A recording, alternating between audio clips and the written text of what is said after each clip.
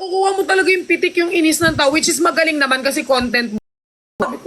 'Di ba? Kaya nga minsan, kaya nga nung dati nga nun, be, medyo, nung unang-una talaga, medyo takot din ako lumabas kasi nga, parang feeling ko inis na rin talaga yung tao sa akin na legit, as in totoong inis. Kaya hindi ako masyado public, ganyan. Sa Kasi private lang, oo, mga sa mall, ganun lang. Naka-face mask ka pag lumalabas. Oo, naka-face mask ako. Kasi nakaka, ano eh, kahit ako nakuha mo yung pika ko nun, isang... Pero para sa akin, kahit syempre nagko-content din ako, alam ko naman na content, part siya ng content mo, pero ang kukuha mo talaga lahat. Nakakuha mo yung inis, no? Totoo naman. Gusto ka Ang daw awkward. makausap ni Aling Mirna. Paano? Nandiyan ba siya? Char, akit siya, ganon?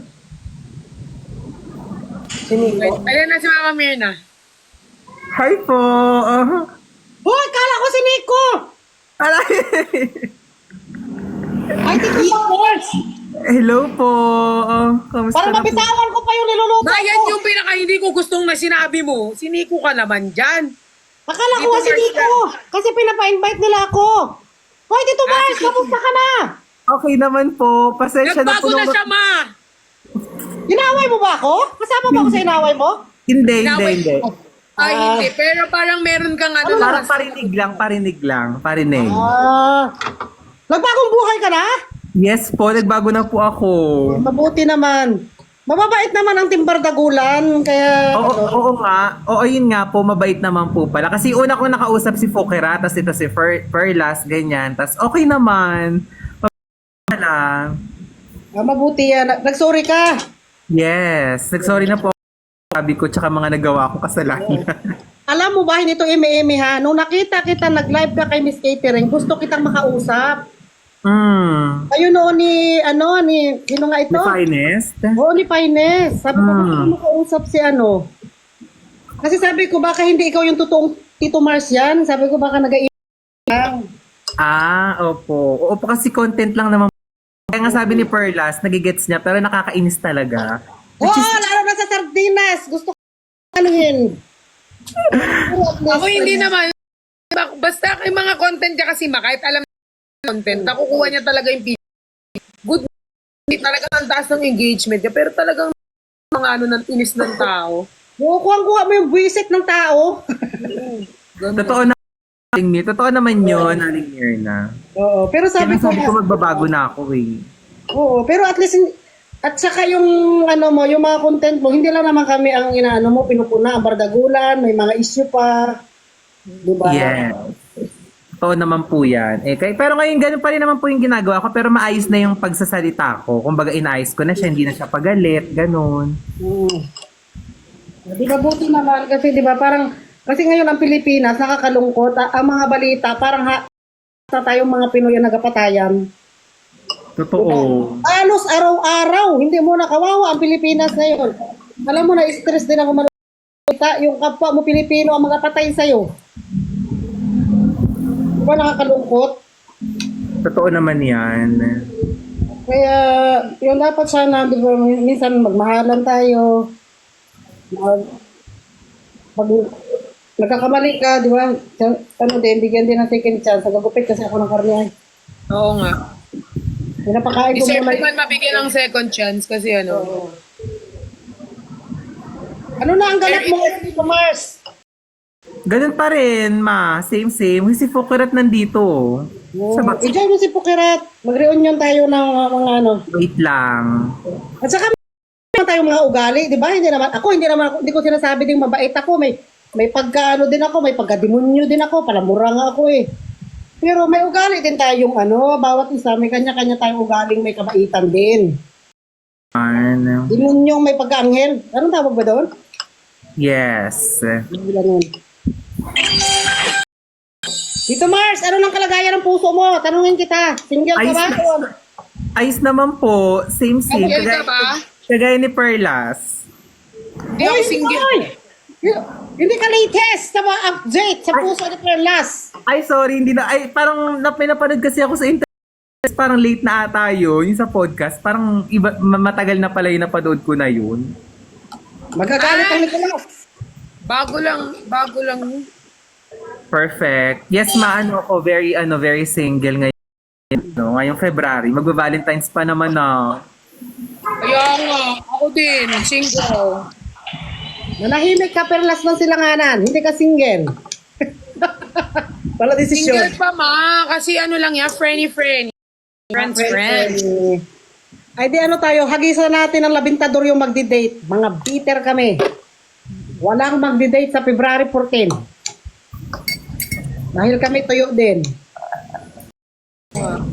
Sana madiligan sa February 14. Sana all. Ako karon na, wala nang dinig-dinig. May nakalagay dito masabi, ang tsaka nito, kausap nila si Tito Mars after sila lait. Pwede bang nag-okay na kami? Nag-sorry naman ako Guys, wag kayong mga pakalamerang buhay. Pag nag-away-away, nagrereklamo kayo na nag-away-away kami. Pag nagbati-bati, sabihin nyo naman, plastika, mga pisti kayo lahat. Anong gusto nyo mangyari? Mag-away-away na lang kami. Reklamo kayo, bakit mga comment? Isasama namin si Tito Mars at Timperdagulan. Isasama namin si Tito Mars. Yung taong nangaaway sa inyo, kagrupo nyo na gusto nyo yun. Mga mi, ano lang yun, napatawad, nag-sorry naman na kasi ako, kaya kinakausap naman na nila ako ngayon. Kaya, huwag niyo sabihin na awkward sila at ganun, kasi okay naman na kami. Ganun lang dapat ang ipakita May natin. may mga moment na parang, syempre, parang hindi pa ako sanay eh. Kasi Oo, mga totoo. moment na, syempre Oo. nakakagulat, Tito Mars, bumait. Wow talaga, parang may angel na sumanib. Diba? Mga ganong moment, di ba? Pero syempre, at the same time, oo nga, nag-iiba. Kasi nakikita ko na yung mga contents. Oo, parang nahimasmasan, di ba? Parang nakainom Parang ng gamot. oo nga eh, pero sabi ko na mas masamba to or baka sumapi sa'yo ako. Kasi yung mother ko, Oo, di ba? Kaya ganun. Alam ko, mga mi, nag-a-adjust pa sila. Alam ko nag-a-adjust pa kayo sa mga nangyayari. Kaya nag-a-adjust pa kami, pero feel ko naman, matatanggap din naman namin Ponte. naman in time, lahat naman yan. Gaya nga ng sabi ko nga lagi, Perla, sa mga tao pag nagle-live ako, alam kong hindi galit pa sila ngayon, pero in time, alam na maintindihan nila. Saka makaka-adjust din.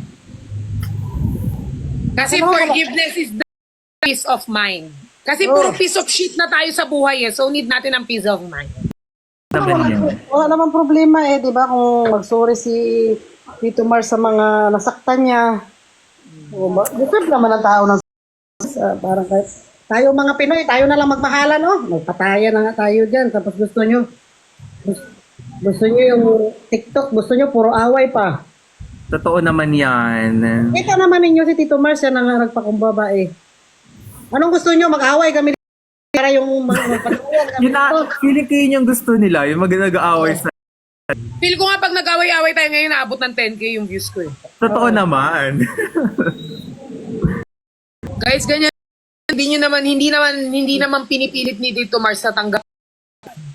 Oo nga, tsaka hindi ko rin naman pinipilit yung... Kaya nga like ko nga rin sinasabi sa kanila na, kunyari sa inyo, ganyan, kung hindi pa nila ako feel na kausapin, okay naman yun, hindi ko naman minamadali yung mga bagay-bagay. Kahit kila yun sa mga naaway ko na mga makeup artist, mga ganon. Ilan na nakaaway mo, Tito Mars? Po, hindi ko na mabilang. Kaya iniisa-isa ko po sila mag-sorry sa mga live, ganon. Oo, maganda yan na magpakumbaba ka pag may nagawa kang kasalanan. Totoo naman. Tayo, di ba, madali lang naman Pati tayo nga si Tito Mars, hindi niya na mabilang kung ilan yung nakaaway niya eh. Ganyan kasama si Tito Mars dati. Oo naman, totoo. As in, super. Grabe, hindi mo na nabilang kung sino nakaaway mo. Bakit naging ganyan yung content mo, Tito Mars? May pinagdaanan ka ba ng mga childhood mo na parang binuli ka? Hindi ba Wala. masaya? Wala naman. Wala naman. Feeling ko kasi dati kasi hinahanap ko yung yung kumbaga kung saan ako magaling dito sa social media. Tapos doon ako magaling. Yun, tinuloy-tuloy ko. Alam kong masama, syempre, pero ayun kasi, di ba, sabi ko nga sa kanila, wag nila akong gayahin kung gusto nilang sumikat. Kasi sumikat ako sa paraang hindi maganda. Oo nga. Oo, kaya sabi nga nila, idol daw nila ako. Sabi ko, naku, huwag niyo akong idolin kasi kung meron kayong idolin, dapat yun yung taong sumikat sa paraan na hindi ko ginawa. Ganon. Pero nakilala ka talaga kasi kung yan yung strategy mo, di ba? Parang marami nagalit sa'yo. Pero Oo. natakot ka din lumabas, baka bigla ka na lang, saksakin. Natakot ka rin. Yes po, natakot ako nung una. Pero nung okay naman na, hindi naman na. Okay na po. Parang sabi ko, ay, alam naman ng mga tao na ano lang, ganyan. Mga content lang yun. Yes. Adol, pamuksa! Perlas na kapunta. Parang nagiget ready with me ka kanina. Oo, pero wala. Dito lang ako. Dito kasi, magkakapit-bahay na kami ng mga friend ko. Yung mga friend ko dito.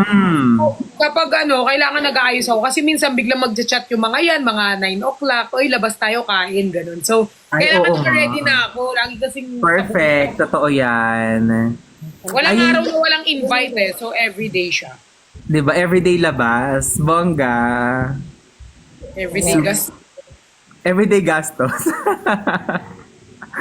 Huy, minsan ha, sana magkita ulit tayo sa live tsaka si Aling Mirna. Kung sakali, ha? Oo, ako naman walang problema na sa akin. Wala namang yun. Doon ka lang siguro para matindi mong inaway si QD at si Pukirat eh. Ayun nga po, opo. Kaya nga, Ako lang naman ate, parang isang mild, oo. Mild lang, tas pumatol lang kasi ako noon eh. Oo, ganun. Kaya nga, ang gusto ko talagang makausap ngayon.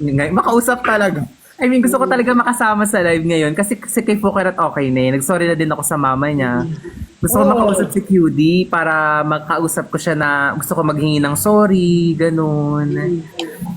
Gusto kong, hindi naman maita. Mabait naman yan si QD, hindi rin napag... Mabait naman kasi Sobrang si pure niya ni QD, sobrang bait.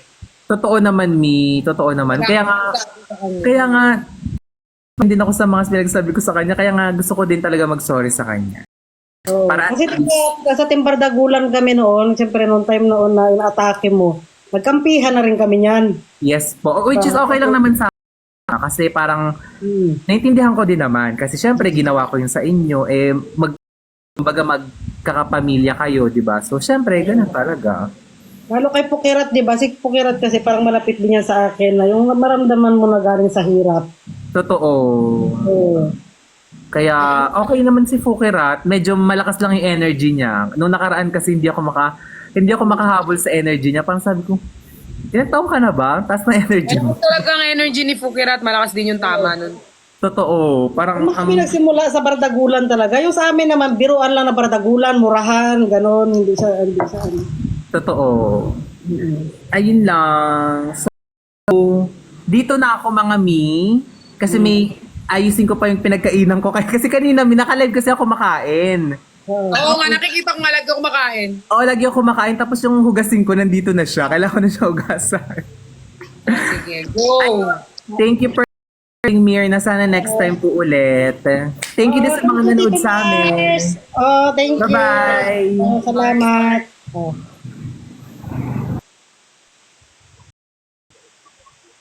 Go na. Kamusta ka, ma? Ha? Kamusta ka? Okay naman.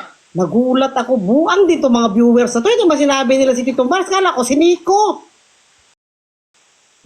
Kasi busy ako mag-ihaw ng talong. Hindi na ako nakaihaw. Akala ko si Nico. Tito Mars pala. Kala ko sasabi mo si Nico yun eh. Mau-offend ako sa'yo mo. Hindi, akala ko ang kausap. Sabi nila, akala ko si Nico. Excited pa naman ako. Wala din na naglalag si Nico. Nakakatuwa si Tito Mars. Nagpakumbaba. Ayun, ang dami Nag-reach out naman siya eh. At least maganda yung ganyan. Sino ba naman tayo hindi magpatawad kung tao na nga nagpakumbaba? Hap-top. Tumul eh? Oo.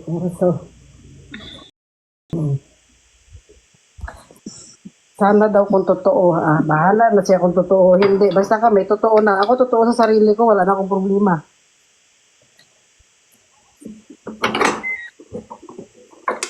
Sana lakad mo na. Dito lang, ma. Bakit ano ka, posturang-postura ka?